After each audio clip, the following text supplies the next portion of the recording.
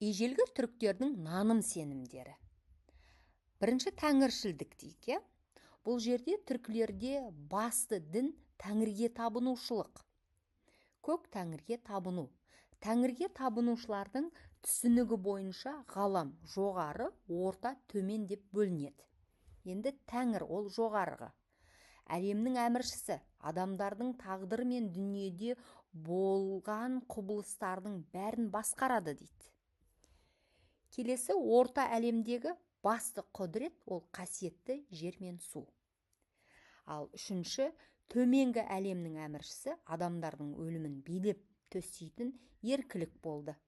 Осы үш құдіретке сыйыну тәңірге табынушылықтың мәнін құрайды. Келесі, мысалға, осы дін тарихын зерттеуші, міне сіздерде экранда тұр, дін тарихын зерттеуші француз ғалымы Жан-Поль Рудың пікірінше, көне түріктердің арғы ата-бабалары көк тәңірге табынған. Осы тұста қосымша айтатын Қытай тарихшылар былай дейді. Тәңірге табынудың пайда болған уақыты біздің заманымыздан бұрынғы 3-ші ғасырда дейді.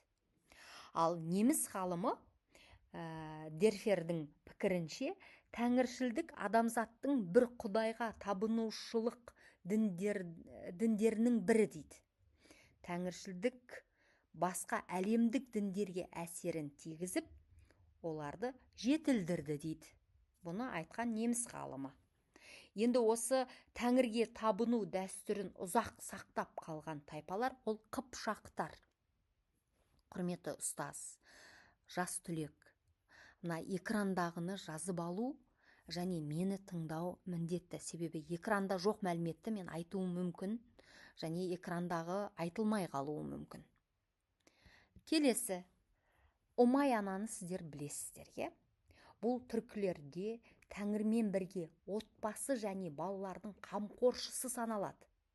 Тәңірі және жер сумен бірге түркілер сыйынатын құдайлардың қатарына Ұмай ана да енеді. Ежелгі түріктер табынған құдіретті үш күштің бірі болды. Сонда Тоныкөк ескерткішінде былай дейді: көк тәңір, Ұмай ана, қасиетті жер су. Міне, осылар бізге жеңіс сыйлады деп жазады. Қай жерде? Тоныкөк ескерткішінде. Бақсылықты да біз білуіміз керек.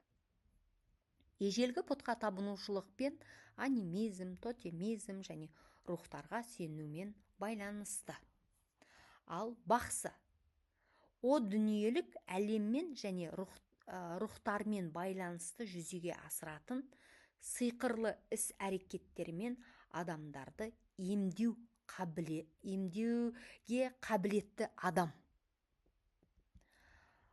Ата-баба рухына табыну бар, бізде. Ол қазіргі күнге дейін сақталып келе жатыр. Ата-баба аруағына табыну.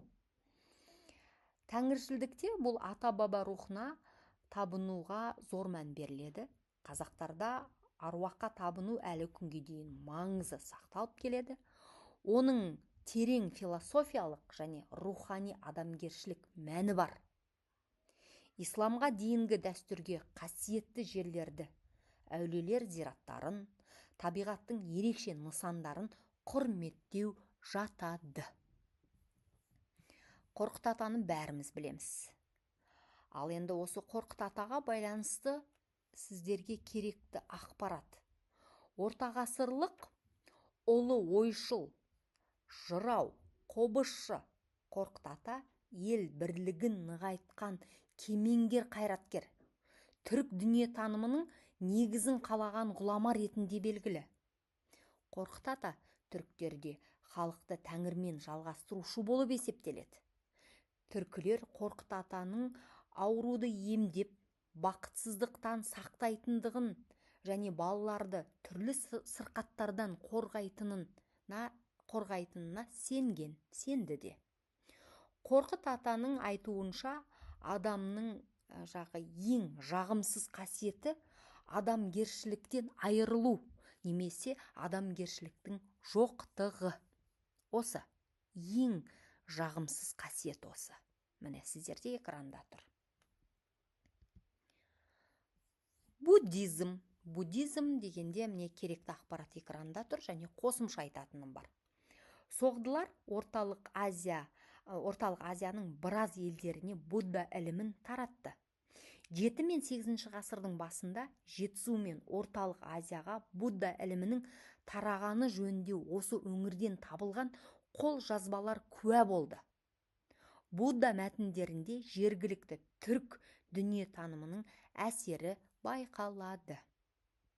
Мысалға, Суяб пен Наукенттегі қазба жұмыстарында Будда храмдарының орны табылған болатын. Экранда ол жоқ, мен сіздерге оны қосымша айтып жатырмын. Келесі, манихейлік. Түркілер арасында манихейлік дін тарады. Бұл діннің негізін 3 ғасырдың соңында ежелгі Иран жерінде қаланды. Манихейлік дін бейнелеу өнер мен музыканың дамуына үлкен роль атқарды. Таразда манихейлік шіркеу мен зират табылған. Оны да біле жүріңіздер. Одан кейін келесі зороастризм. Орта ғасырлық Қазақстан қалаларының тұрғындары арасында отқа табынушы зороастризм діннің өкілдері де кездеседі. Зороастризм діні біздің заманымыздан бұрынғы 7-6 ғасырда ежелгі Иран аумағында пайда болды. Ескерткіштері Сырдария қалалары мен Жетісу өңірінен табылған болатын. Келесі дін христиан діні. Христиан дініне 5 ғасырдағысын айтамын, керекті ақпаратты жазып алыңыз. 5 ғасырдың ортасында